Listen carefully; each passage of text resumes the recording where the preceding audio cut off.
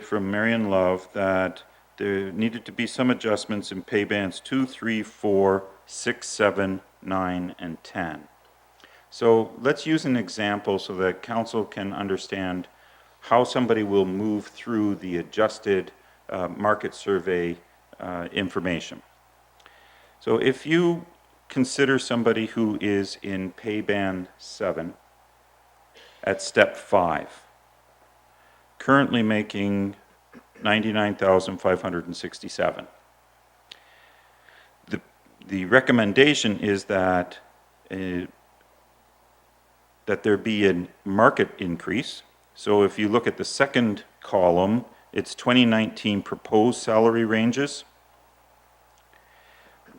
The person who would be at step 5 of pay band 7 would then go to the next step up with an increase. In other words, they would go from step 5 in the 2018 salary to step 3 of the 2019.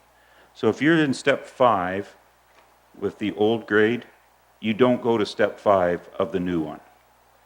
You stay in step 3.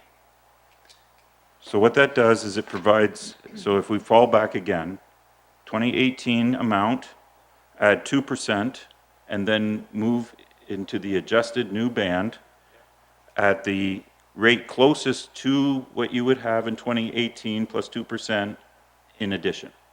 So if you follow through, we'll try another example. If you use somebody at step 3 of pay band 7, add 2% and move to the new pay grid, they would go to step 1 of the new pay grid and then would proceed through the pay grid over time. I want to stop there to make sure that that's understood, or if there are any questions just on that. So the principle is that there's a market survey that says we need to enhance our bands. So we enhance the bands, but that doesn't mean that you go right from the top of your old band to the top of the new band. You must progress through in the same way. If there are questions right now, No, that for me is interesting to know. I didn't realize that. I made an assumption you'd go from step 5 in your pay band to step 5 in the new job rate. So that's very interesting. So the actual increases aren't as much as they look. well, and I'm glad you asked the question that way. So if you look at the very last column in the appendix 1, what it says change. So if you go down to number 7 again, it shows a change in $7,239, but that would be from step 5 of the current to the step 5 of the new. That's not happening. All right, so the person receives a raise, but they don't go straight to the top of the next band.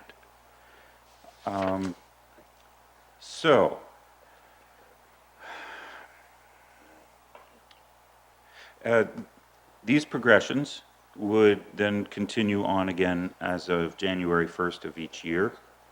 The pay that we're talking about for this time would be retroactive only to January 1st of 2019. The implementation that is recommended is considering the 2019 budget where we had $100,000 put into the budget for this. And with the implementation of the revised salary grid, now we're talking about the bands, the cost including the base wage and associated benefits is estimated to be $61,000 in the first year. And that average salary increase is 1.6%. So some will receive 2 plus a little bit, and on average it's about 1.6 for those bands that were identified as being below market.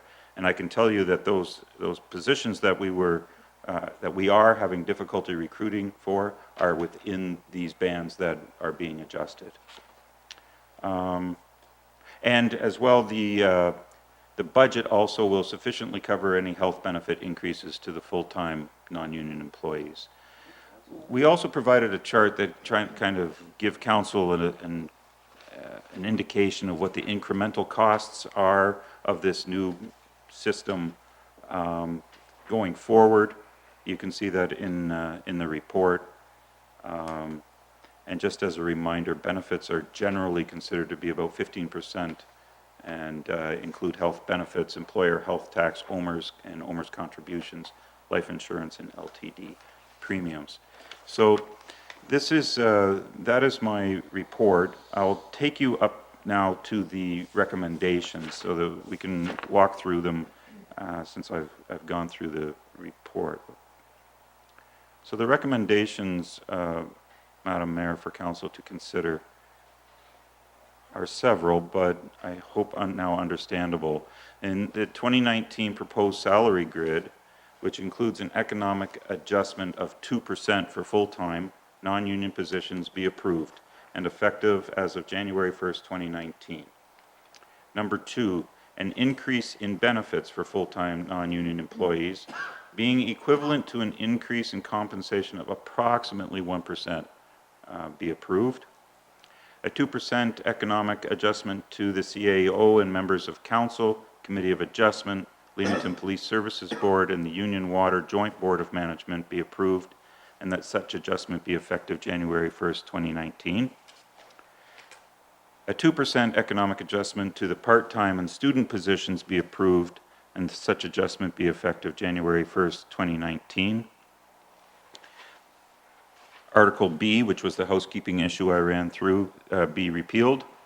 Article B of pay policy be repealed, and Article E of the pay policy be deleted, and replace it with those things that Marion Love had recommended, which is that Council would consider these things annually and shall consider the cost of living adjustment to non-union staff grids, having regard to the following average of the comparator group, published survey data, bargained increases, and ability to pay.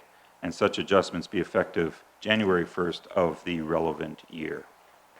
Those, Madam Mayor, are my comments on this report, and I look forward to answering any questions. And Laura has also offered to try and assist in any questions of the financial side necessary. Thank you, Mr. Neufeld. I'll start with Paul Thiessen. Thank you, Madam Mayor. Through you, Peter, how does an employee go from step 1 to step 5? I understand that if more responsibility, if there's a job review, more responsibility is put upon them, obviously you're going to move up. How else do you move up through those bands, or through those steps, I guess? The movement through the steps is what many people would call lockstep. In other words, you put in your time, you get the approval to move forward, but those are always subject to performance evaluations, which are conducted on an annual basis. Once they get to step 5, there's nowhere else to go, unless their job changes so significantly that that the rating committee recognizes that change, and the change is to such an extent that it moves them into the next pay band. All right? So what happens in some cases, there is a significant change in someone's job when we rate them, but their rating stays, it was low in the band and now is high in the band. So even though there has been a change in their job, or even a significant change in their job, doesn't necessarily mean that they change bands. Right. They fall within that. So the steps themselves are essentially lockstep over time, but there are the components of performance evaluations. Now, if you have a problem with performance evaluation, there ought not be 2 in a row. That's generally how I look at it. Councillor Dunn. Through you, Madam Mayor. When you talked about the committee, rating committee, it's made up of yourself, the 4 directors. It's just my personal opinion that I would like to see a council member on that as well. Through you, Madam Mayor. Certainly we are open, we are in council's hands with respect to that. I believe it was Councillor Jacobs who sat on the original program design as council's representative at that time. But the pay policy itself right now and as set by council of that time, was that administration deal with the maintenance, with the 5-year review happening as part of the policy as well. If that is council's wish, that a council representative sit on the committee, we're in your hands. We'll train the person up and have them included in the meetings when we sit and do these ratings. They don't happen very often because more often than not, this committee says, no, we're not going to review that because your job really hasn't changed. Something as simple as having more people reporting to you doesn't change the job. It changes it for the person, I suppose, is a way of looking at it. But as it relates to the rating process, it doesn't affect that. So if it's council's wishes to have a representative on the committee, we are in your hands on that. We'll need to change the policy. We can bring the policy back, or you can just direct us to change the policy.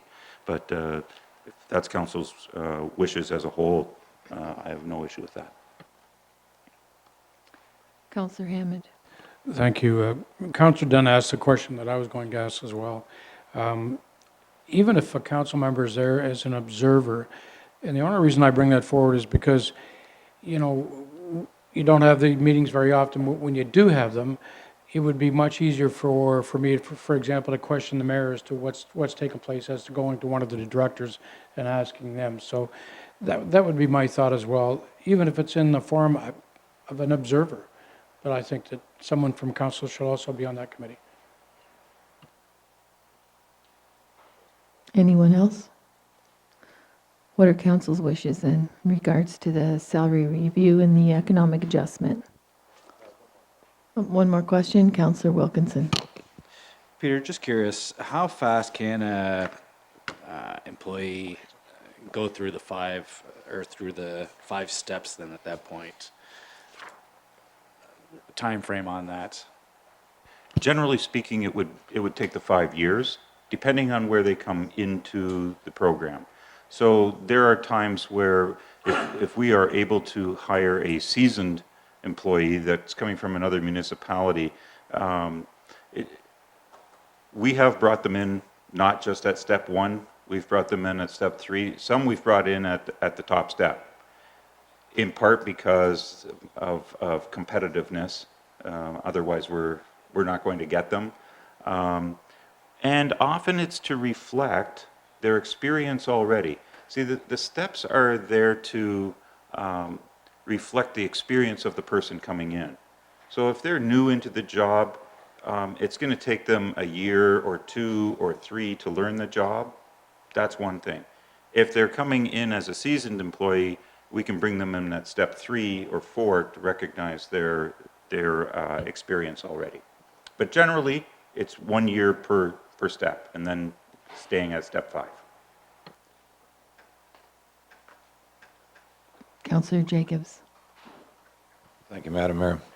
The only comment I'm going to have here is the fact that you get what you pay for. And I think that if we're going to try to attract quality people for the visions that this council has set and our strategic plans to provide, I think we need to do what we have presented to us. And on that, I'll move the recommendation as presented. Seconded by Deputy Mayor. I just want to comment on it. I think there was a time when our neighboring municipalities tended to not be competitive and we could rest easy in the middle of the pack, but that has changed.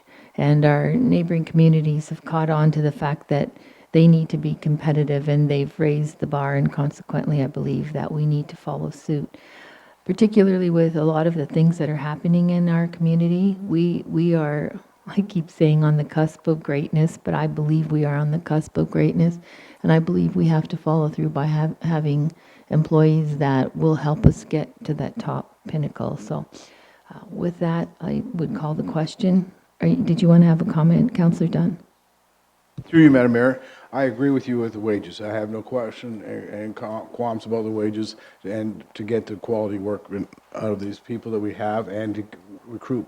But I still say that I would like to have a council member on that rating committee. Did, That's part of the I'm sorry, recommendation. did you want to give that as direction, or did you want to give that as a friendly amendment that the recommendation be Friendly altered? amendment to the recommendation. Sorry, the deputy, no, what's your name again? Sorry. It's 9:15, CAO. What I would suggest is that, that we bring back the policy hopefully by the next meeting, we can bring the policy back with an amendment to it, and we won't conduct any changes, any ratings in the meantime, until such time as council has time to debate it Okay. and polish a new policy. Okay, that's great. So then the motion was to move the recommendation as listed. So calling the question, all in favor? And that's carried. Thank you. Thanks for the explanation there, too. Moving on to the fiber optic project Phase 2, Dave Del Ciencio. Thanks, Madam Mayor, member of council. We're bringing this report forward to do the Phase 2 of installing fiber optics throughout or to the remaining municipal facilities that we didn't do in Phase 1 and along the Seacliff Park, Marina Promenade, and Monarch Trail.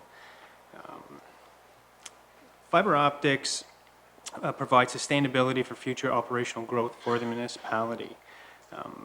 So a tender was issued and closed on May 2nd. We had 5 vendors submitting proposals, and they're outlined in the table attached to the report. Administration, in conjunction with Applied Computer Solutions, the network consultant that we used last year to develop a master plan network assessment for implementing fiber throughout the municipality. The plan encompassed both connecting municipal facilities as well as areas throughout the municipality to provide wireless internet access to the public. So the assessment provided the locations to install both the fiber and network equipment to provide this connectivity.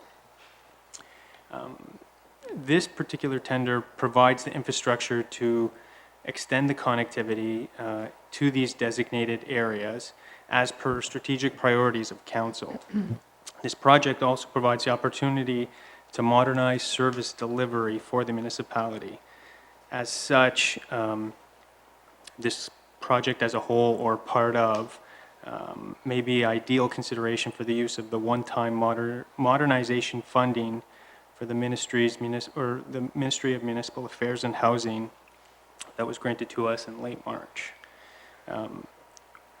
Administration is also currently reviewing options for the use of this funding and will provide council recommendations to help modernize service delivery and reduce future costs through investments in projects in the future. It should be noted that awarding this contract only provides the conduit and the fiber. The additional networking equipment will be on a separate RFP that will come later.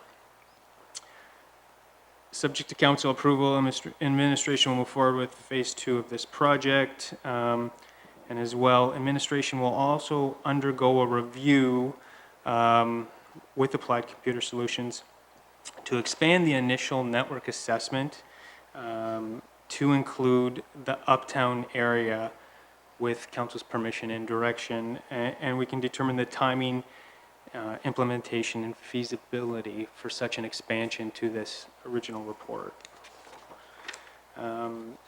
Initial capital budget was $600,000 in what we brought forward. Of this, $445,000 will be or will cost for this particular project, and it's set right now to fund from the IT reserve account. So the recommendation is that council award the fiber optic phase 2 project to Clark Construction Inc. in the amount of $437,465 plus HST, and that the mayor and clerk be authorized to execute this agreement. Thank you, Dave. Comments, questions? Councillor Hammond. Your worship, thank you.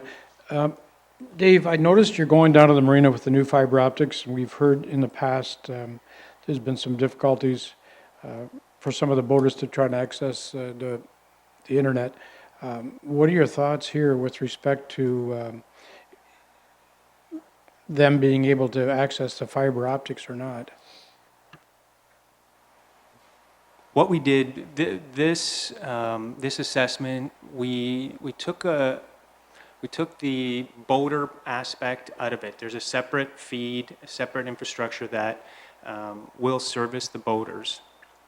The fiber optics will run to the municipal facility and connect the marina administration computers back to the town hall. We wanted to keep that separate.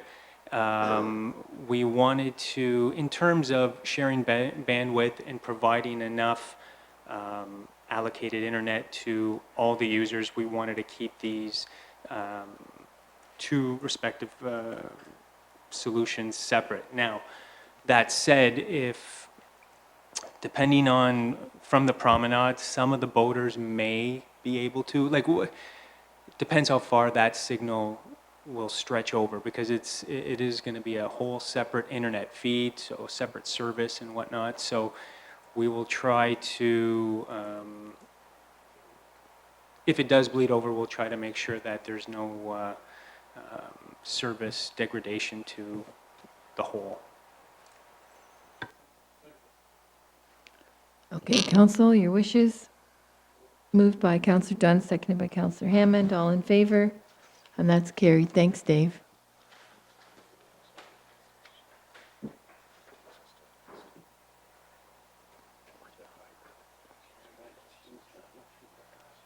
Laura, the 2019 borrowing bylaw. Thank you, Mayor McDonald. This is really a housekeeping item for council this evening.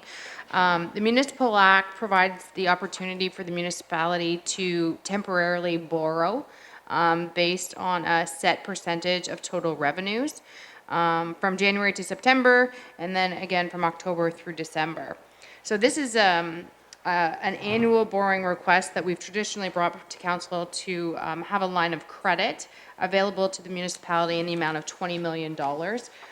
Like I said, this is purely housekeeping. The previous bylaw expired on December 31st, 2018. So this is just in case we should need it. There are no current plans to borrow or use this line of credit for any financing. So the recommendation before council is that a bylaw to provide for the 2019 borrowing in the municipality of Leamington be presented to council for consideration. Moved by Deputy Mayor, seconded by Councillor Dunn. All in favor? Carried. Thank you. Moving on to council committee compensation. Laura. Thank you, Mayor McDonald. This one won't probably be as simple, but I'll try and make it as simple as I can. So this report really has three components, all dealing with aspects of council committee pay. So the first one has to do with the legislative changes on council committee pay, as the federal government included the removal of the 1/3 tax exemption in their budget. The second component is adding compensation to an appointed council member of the Migrant Worker Community Program. And the third component is a broader look at options for committee pay prior to the 2020 budget discussions. So for the first component, as council will recall, council compensation and remuneration for paid committees was reviewed in 2018. So this I'm calling phase one of this 3 phases. So the results of the review confirmed that the base pay remuneration for elected officials was competitive to the defined market, having regard to a comparator group with a slight adjustment for councillors. So there were several options that administration presented at the time. However, council approved the option that maintained council compensation at current levels, meaning councillors were kept whole in regards to base honorarium. So the legislative changes removed the ability to earn 1/3 of your taxable or your income tax-free for all elected officials. So base honorariums increased by just over $3,300 per year. So the take-home pay was the same before the legislative changes and after. and that was implemented on effective December 1st of 2018. So tonight's report is phase 2 of 3, which deals with the committee portion, and administration is recommending the same adjustment as the base honorarium. So to keep councilors whole, administration is recommending that committee pay be increased by $225 for councilors and for $279 for committee chairs per committee.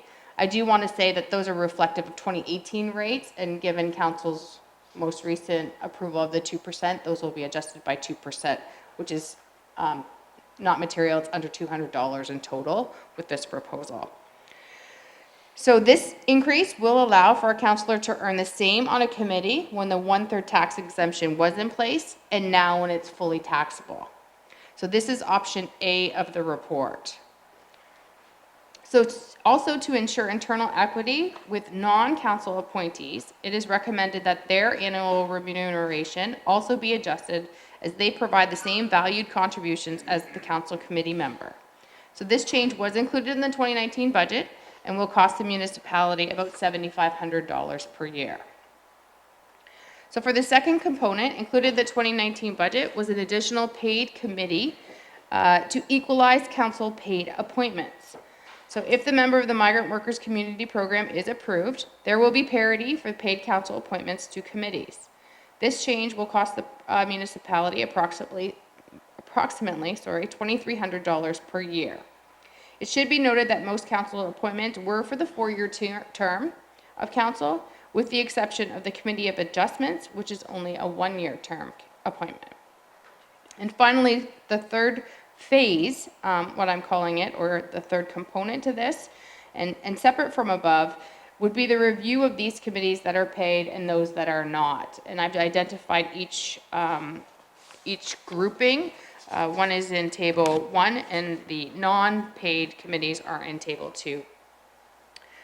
So this was beyond the scope of the council compensation review that was done in 2018.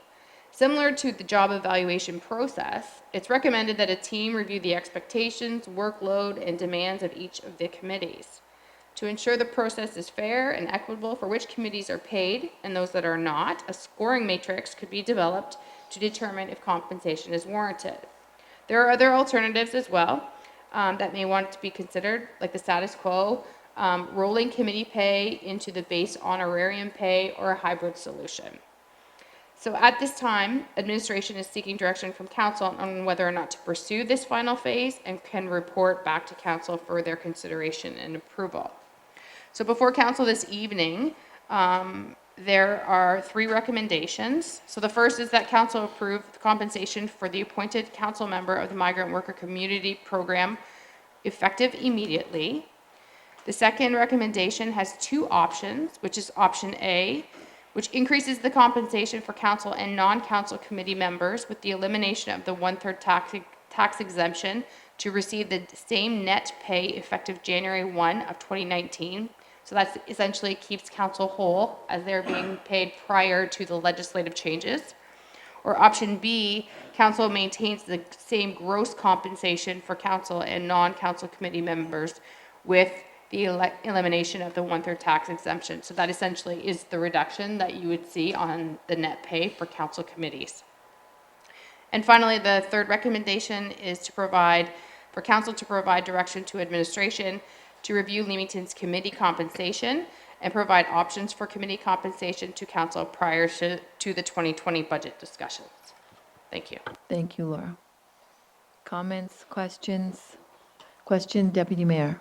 For the mayor, thanks. I guess I want to start that if some of the committees I'm on, if you're not there, you don't get paid. Let's go that way. So if you're on a committee of council and you're not there, but you still get paid, correct? Can that be reviewed? Through you, Mayor McDonald, that's absolutely something for consideration as part of that third recommendation that I was recommending. Currently, it is an annual stipend that council-appointed committee members receive. So whether you show up or not, you get paid currently. But that can be looked at for sure. Thank you. Anyone else? So then what is your recommendation? 1, 3, and then 2, A or B?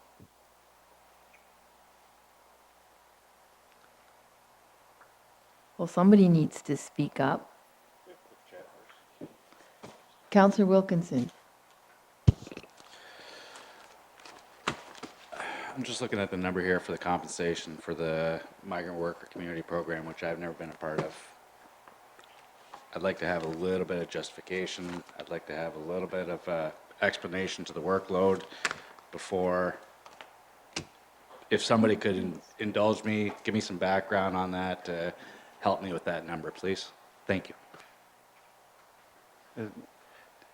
Through you, Madam Mayor, the Migrant Worker Committee was not a committee that was compensated in the past.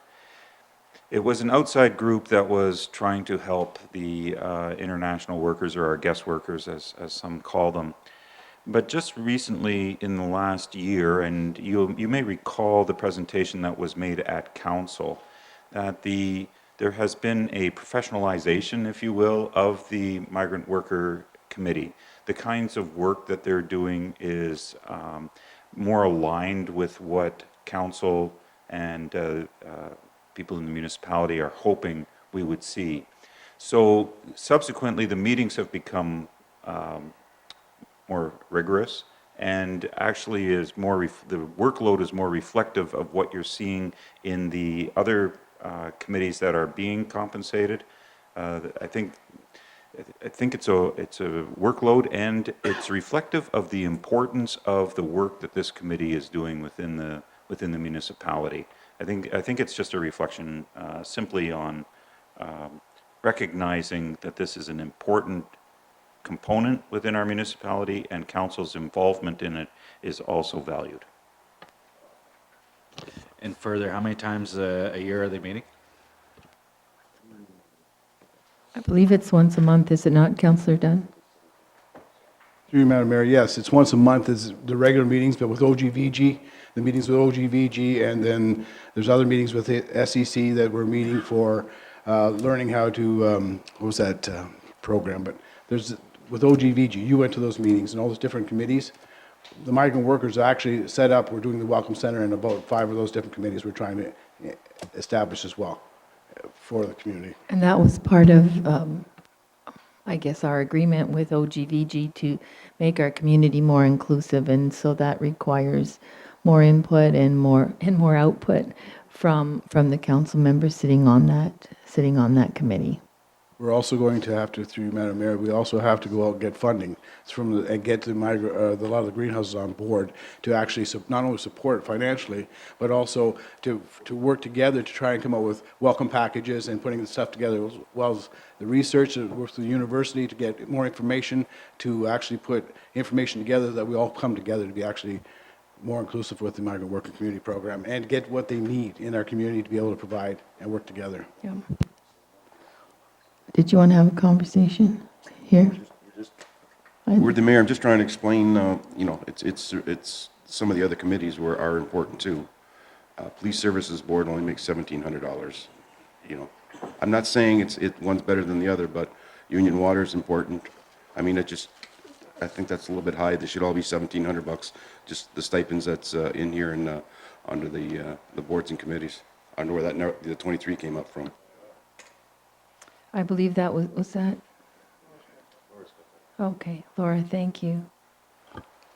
That's a very good point, Deputy Mayor Verbicki. The stipend is exactly the same as the other stipends, but that's the cost to the municipality. So of course, there are other benefit costs that are associated with a committee pay. So I was looking at it from a purely expense lens, but it is intended that it would equal the councillor appointed under option A would be 1992 for the total pay, which would be equal to the other committee stipends. Thank you.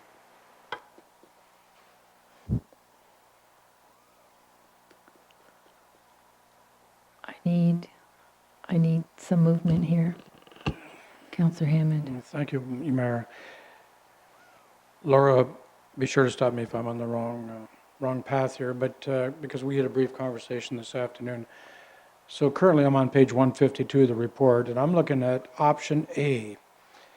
Council increase the compensation of council non-committee members, because in our explanation today, that keeps us whole with respect to how much tax we got to pay with now not having that one-third tax deduction. Am I correct? Yes. Through you, Mayor McDonald, that is correct. So option A, that's on page 157. The other part of that is, somebody jump in and help me here. Well, the other part is about the migrant worker Yes. community program, which is number 1 in the Yes, recommendation. and I agree with the migrant worker compensation, and I understand the difference there now that it's been explained, so I'll And, move. and number 3 then is council provide direction to administration to review the Salaries. compensation. So that Exactly. needs to And that- be yeah, and in that's on the page motion as 150. well. That's right. So all three of those make up the motion. So yes. you're saying number 1, which is the migrant worker community program person, option Option A of A number 2, and and then number number three. 3 as well. That's correct. Okay, and that's your motion? That's my motion. Seconded by Paul Thiessen. Counselor Thiessen, all in favor? Opposed, if any? And that carries. Thank you.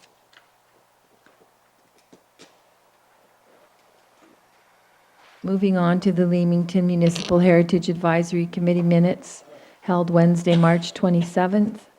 Moved by Counselor Thiessen, seconded by Counselor Dunn. All in favor? And that's carried. Where am I now? Report on closed session. Ms. Orton. A closed meeting was held at 5 PM prior to the open session of the council meeting to discuss 4 matters. Item 1, a confidential report LLS 3019 dated May 6, 2019, regarding potential sale of a portion of Parkdale Avenue pursuant to subsection 239-2C of the Municipal Act, a proposed or pending acquisition or disposition of land by the municipality or local board. Council provided direction to administration. Item number 2, a verbal report regarding potential waterfront acquisition pursuant to subsection 239-2C of the Municipal Act, a proposed or pending acquisition or disposition of land by the municipality or local board. Council provided direction to administration. Item number 3, confidential report LLS 2319 dated April 16th, 2019, regarding disposition of lands, vacant land on Seneca Road pursuant to section 239-1C of the Municipal Act 2001, a proposed or pending acquisition or disposition of land by the municipality. Council directed administration to forward the following suggested action to council in open session for consideration. Council approved the sale of vacant lands located on Seneca Road, Leamington, and legally described as Lot 15 on Plan M188 to Elring Klinger Canada Inc. for a purchase price of $175,000 with terms and conditions described in that confidential report, seeking council's direction. Council? Moved by Counselor Dunn, seconded by Counselor Thiessen. All in favor? And that's opposed? And that's carried. Thank you. And item number 4, confidential report CAO 0819 dated May 10th, 2019, regarding portion of an alley located in Staples, parts 1 and 2 on reference plan 22697 pursuant to section 239-1C of the Municipal Act, a proposed or pending acquisition or disposition of land by the municipality, and section 239-1E of the Municipal Act, litigation or potential litigation. Council provided direction to administration. Proper notice of the meeting was given. The meeting adjourned at 5:44 PM. Thank you, Ruth. Now we're moving on to consideration of bylaws.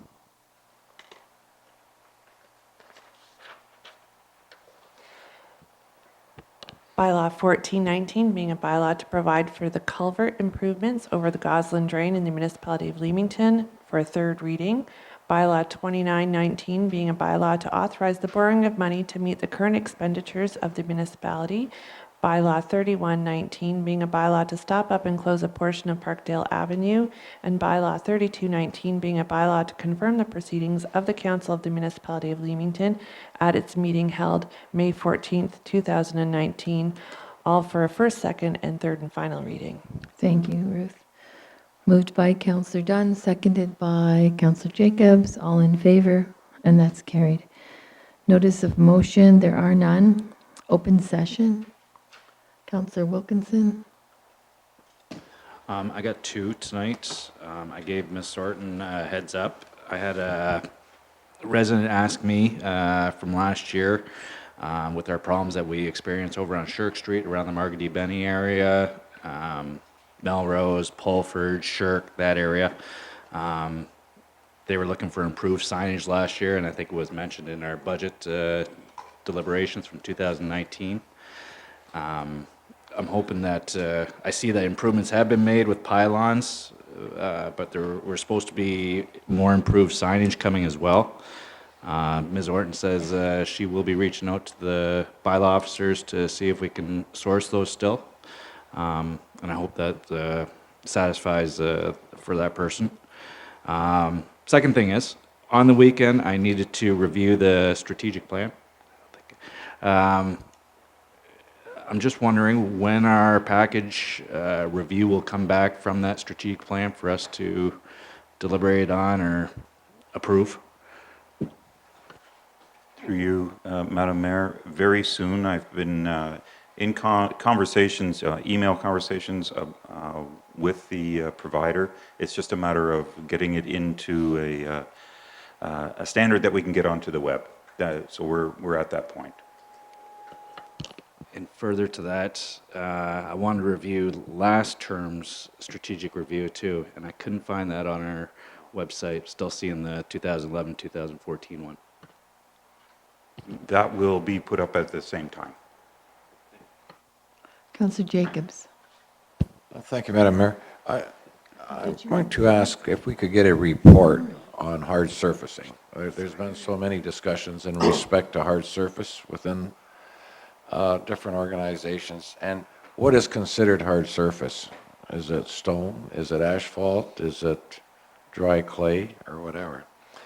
And also, how are we applying it? I mean, there's, it seems to me there's different areas where it's applied and different areas where it's not so enforced. So is there grandfathering clauses connected with this or whatever? It just seems to come up all the time, and I just like some real clarification on this so we can put it to bed. Mr. Barnable, did you want to speak to that? Through you, Madam Mayor, we're in the process of drafting a report on that now, so that should be soon.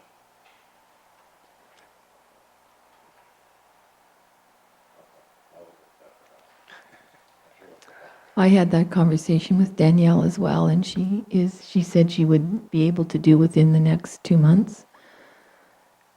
So that she realizes that that is an issue of concern, and felt as well that we needed some more clear and maybe even staggered kinds of recommendations for different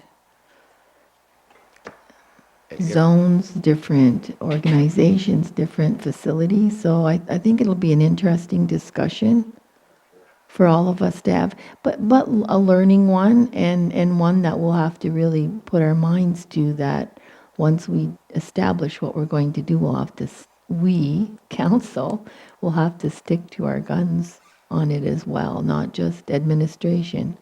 And if I may, Madam Yes. Mayor, if I may, Madam Mayor, the reason I ask that is because it seems to me there's a lot of inconsistencies. Nothing against administration or anyone else. I just think it's a gray area in some areas, and especially, well, I'm grandfathered. I'm not grandfathered. Is there such a thing as being grandfathered in that particular case, where it's like a nuisance in some respects and not in others? I guess that's what we need to get a real clarification. At least I would prefer that anyway. Thank you. Mr. Barnwell, did you want to speak to that? Yeah, through you, Madam Mayor.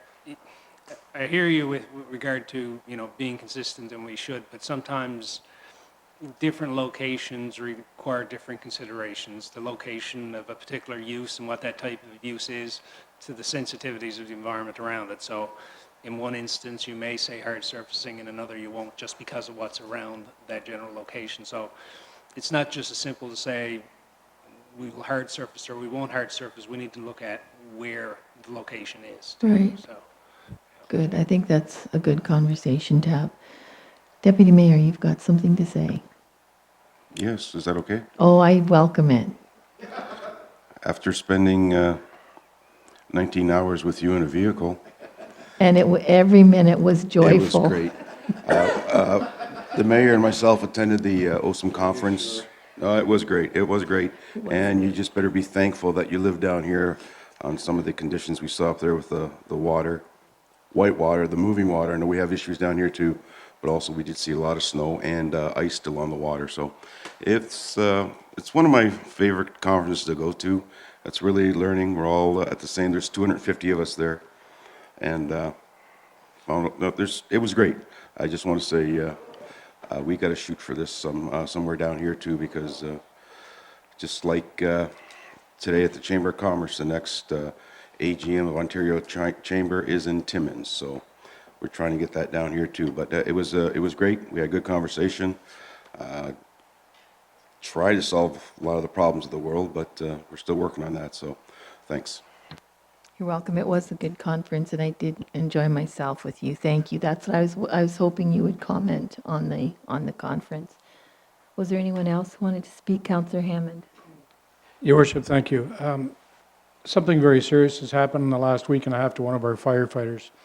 Adam Croker found a brain tumor, and as of today, he just went through his 4th operation. I spoke to his dad about 4 o'clock today and said he's come out of this last one better. The first one lasted 6 hours, and anyway, he's going to need some help. So the firefighters are hosting a pasta and chicken and salad at the Portuguese Club. I hope all can attend. This takes place on May 31st from 5 to 9. There's going to be door prizes and raffle prizes. The tickets are $39 for adults and $10 for children. Right now, the tickets are only available at the fire hall and from Leamington Chrysler, but I just got a text a minute ago that now they've got a bunch of other ones. So I will have tickets, some available. He's a young man that just built a new house with 2 kids and no coverage. So he needs some help. So I would encourage all council, if you're free that time, to come out and help support this. Thank you. Great. I'll just do a couple things that I did. I know you all like to hear what I've been up to because you think I'm not. That sleep out was fantastic at the bridge. It was so incredibly cold, but there were so many people. There were close to 100 people that slept outside. It was a great experience. And it was tough. There, about 2 o'clock in the morning, I thought I'm too old to be doing this, but then that passed and we were good till morning. So it was great. Mentioned also the fact that the Minister of Tourism, Culture and Sport came down and visited with us, with the CAO, with Economic Development and Tourism, and our tourism person, Kira Knapp, James Cox, myself. We were able to show him some great aspects of our community. We had a lovely lunch or a charcuterie in the park there by the Shot and Parkette after the Mill Street Market. So we had a table set up. It was absolutely beautiful. And then he went on to the Roma Club Annual Members Banquet at night, and that was a great time as well. I just want to give you a couple of things that I have done. Then a really interesting and touching thing. Councillor Hammond and Deputy Mayor and myself were at the citizenship swearing-in ceremony. There were 40-odd people from 20-some countries, countries that we don't normally hear of locating here, Egypt, Burundi, just different ones. And the emotion in the room was palpable. No, it was palpable. Palpable. You could feel it. It was incredible. and they were so thankful to be here. It was a really great experience for all of us. I don't think I'm speaking just for myself. And then I'm just trying to think of what else we did. I guess that's almost it. Oh, I did a tour of the library yesterday. It's lovely. The look from inside the building is just beautiful. People will love it. It's so full of light. It's airy. Even once the books and the shelves and all that are in there, I know it will still keep that because the ceiling is so high. Even once they put the whatever in place, and where the desk is colorful and open. The maker space spot, the video and the music recording, it's a library of the modern age. We will be so proud. After my years of sitting on the board and when we do the library tour, I would hang my head in shame. I have to tell you, after touring facilities like the Lakeshore and the LaSalle libraries, and we are a community of a fair size, then to have an outdated, tired, beyond tired, worn out at the edges library, to have this facility and really not in a brand new building, but using the space that we had. I'm proud to call it ours. So anyway, that's it for me. With that, I'd entertain a motion to adjourn. Councillor Dunn, Councillor Thiessen, all in favor? Carried, and good night.